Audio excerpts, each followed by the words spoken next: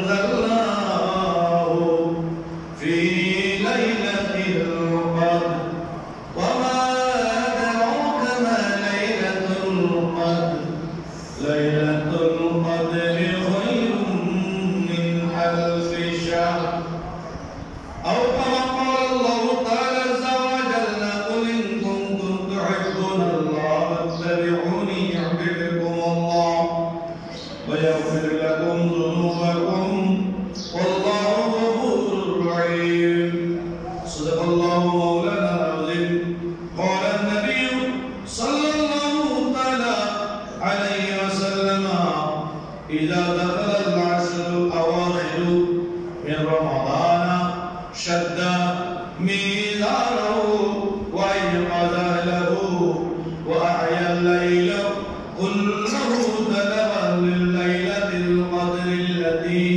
هي خير من ألف شهر صدق الله صدق رسول النبي الحبيب الكريم ونحن على ذلك من الشاهدين والشاكرين والحمد لله رب العالمين رب صل وسلم وبارك عليه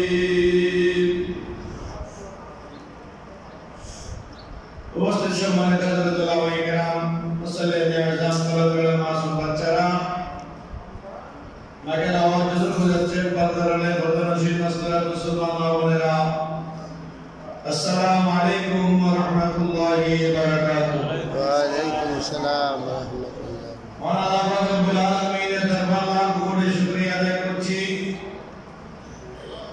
যে মহান রব্বুল আলামিন আকামুল হাকিমিন আমাদেরকে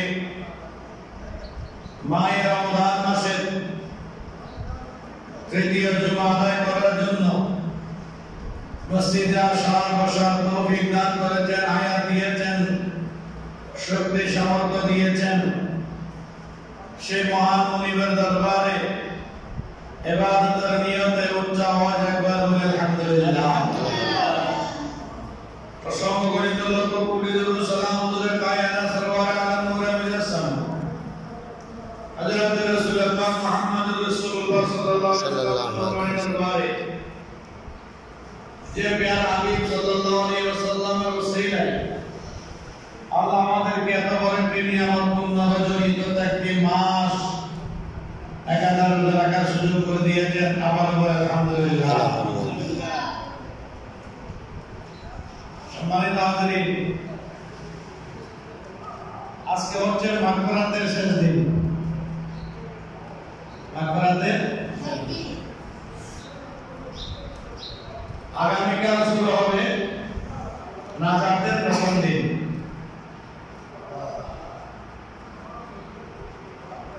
এই মাহে রমজান মাসটা হচ্ছে দয়া ক্ষমা মুক্তির মাস। দয়া ক্ষমা এবং এই মাহে রমজানের ভিতরে এমন একটা রজনী আল্লাহ রব্বুল আলামিন রেখেছেন যে রজনীটার নাম হচ্ছে লাইলাতুল কদর। সুবহানাল্লাহ। আজকে 21তম রজনী। আল্লাহ নবী সাল্লাল্লাহু আলাইহি ওয়াসাল্লাম বলেছেন, তোমরা যখন মাহে রমজানের শেষ 10 দিন আসে তখন তোমরা প্রত্যেকটা বেজুর রজনীতে লাইলাতুল কদর তালাশ করো। সুবহানাল্লাহ। মানুষ ইসলামের পঞ্চম স্তম্ভের ভিতরে 7টি স্তম্ভ হচ্ছে দেখা যায়। 7টা স্তম্ভ নামাজ পড়লেও দেখা যায়, হজ করলেও দেখা যায়, যাকাত দিলেও দেখা যায়, কালেমা পড়লেও দেখা যায়, শোনা যায়। কিন্তু এই রমজানের রোজাগুলো এমন যে না বললে বলতে পারবে না যে ব্যক্তি কি রোজা রেখেছে না রোজা রাখে। যেমন গতকালকে মোবাইলে দেখলাম একজন মানুষ প্রতিদিন রাস্তার ফকির যারা আছে, ফকির ভিক্ষুক যারা আছে, তাদের মাঝে ইফতারি বিতরণ করেন প্রতিদিন। তো এক ভিক্ষুকে জিজ্ঞেস করতেছে আপনি কি রোজা রেখেছেন? সে বলতেছে না আমি রোজা রাখি নাই। তো ইফতার নিতে আসছেন কেন? বলল ইফতার নেওয়া ইফতারি খাওয়া সুন্নাত সেজন্য আমি প্রতিদিন ইফতারি খাই, রোজা রাখি না। আমার বলবেন নাউজুবিল্লাহ, রোজা রাখা ফরজ না? ফরজ। বলার পরে আমরা সাহারি খাই। অনেকে অনেক রকম মাসালা জানে না, না জানার কারণে বিভিন্ন সমস্যা সৃষ্টি হয়। বলার পরে যে আমরা সাহারি খাই, সাহারি খাওয়া কি ফরজ? সাহারি খাওয়া সুন্নাত। আল্লাহ রাব্বি বলেছেন উম্মত তোমরা সাহারি খাও, এর ভিতরে বরকত রয়েছে। সুবহানাল্লাহ সুবহানাল্লাহ। তোমরা সাহারি খাও, এর ভিতরে কি রয়েছে? বরকত। সুবহানাল্লাহ। তো কেউ সাহারি খাইতে পারে নাই। সকালে উঠে যদি দুনিয়ার এই খাবার খাওয়া আরম্ভ করে সে কি গুনাহগার হবে না নেকি হবে? গুনাহগার হবে। সাহারি খাওয়া তো সুন্নাত ছিল, কিন্তু রোজা রাখা তো ফরজ ছিল। ফরজ ইবাদতকে প্রাধান্য দিতে গিয়ে সুন্নাতকে প্রাধান্য দিতে গিয়ে আপনি ফরজকে কি করে ফেললেন? বাদ দিয়ে ফেললেন। নয়, কোন ব্যক্তি যদি ঘুম গিয়ে ভোররাত্রে উঠতেও না পারে, যদি ফজর আযান হচ্ছে এরকম সময় ঘুম থেকে জাগ্রত হয়, ওই ব্যক্তি ঘুম থেকে উঠে ফজর নামাজ আদায় করে সে রোজার নিয়ত করে নামাজ করে বলে সুবহানাল্লাহ।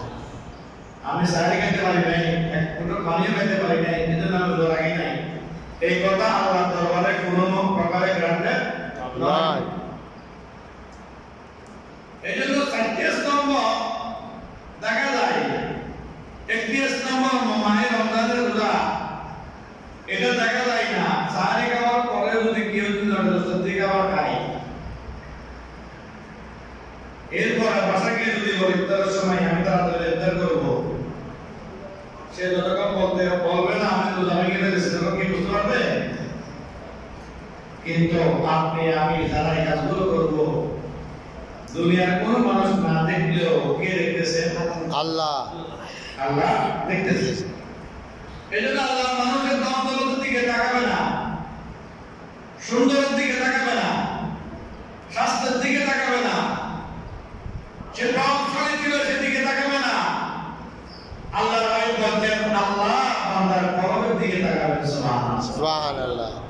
যার কলব যত পরিষ্কার, যার কলব যত সুন্দর, আল্লাহ রাব্বুল আলামিন তাকে তত পুরস্কার প্রদান করবেন। সুবহানাল্লাহ।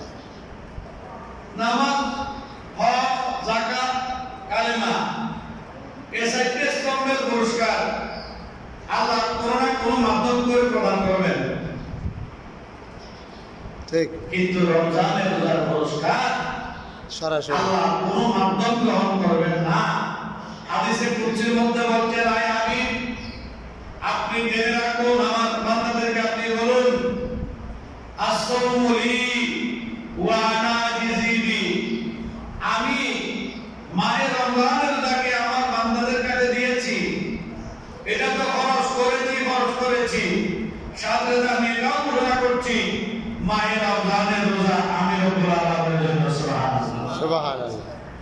এবং এর পুরস্কার আমি কোনো মাধ্যম গ্রহণ করব না, কোনো মাধ্যম ছাড়া সরাসরি আমি কুদরতি হাতে আমার বান্দাদের কাছে সেই পুরস্কার প্রদান করব। সুবহানাল্লাহ। এজন্য রোজাদার যারা, তাদের জন্য দুটো শুভ সংবাদ, একটা ইফতারের সময় আর একটা আল্লাহর সাথে দেখার সময়।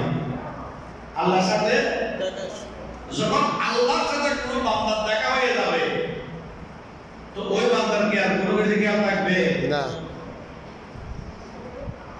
আদম থেকে ঈসা নবী পর্যন্ত প্রত্যেকজন নবী আল্লাহকে দেখার জন্য নিকট ছিলেন, আশিক ছিলেন দেখার জন্য, কিন্তু আল্লাহ কোন নবীকে দেখা দেন নাই। আমার নবীর প্রতি আল্লাহ মাসুক হয়ে, আমার নবীর প্রতি আশিক হয়ে, আমার নবীকে মাসুক বানিয়ে রব্বুল আলামিন আরশ আজিমে কি করেছেন? মেহমান করেছেন। সুবহানাল্লাহ। এই নবীর উম্মতদের উপর যে মাহে রমজানের রোজাগুলো আল্লাহ কাছে 30 দিন খরচ করেছেন, ফেরেশতা এই 30টি হলো জাযা ফজিলত বরকত পুরস্কার আল্লাহ রাব্বুল আলামিন নিজ কুদরতি হাতে অন্য নবীদের উম্মতের বেলায় বলতে পারবো না হাদিস শরীফ মোতাবেক উম্মতে মুহাম্মাদের হাতে সেই মাহে রমজানের পুরস্কার আল্লাহ প্রদান করবে সুবহানাল্লাহ।